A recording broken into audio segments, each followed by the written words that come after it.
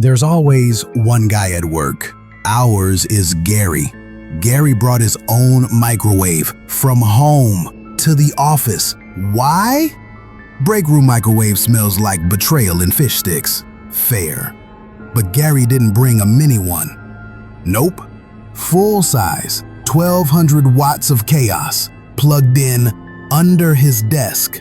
Every day at 12:03 p.m., Gary noops something terrifying. Lasagna, shrimp. Once, a frittata. Whole cubicle glows like a radioactive Olive Garden. Power flickers. Susan's Zoom freezes. Someone's yogurt melts 2 desks over. Facilities blame the wiring.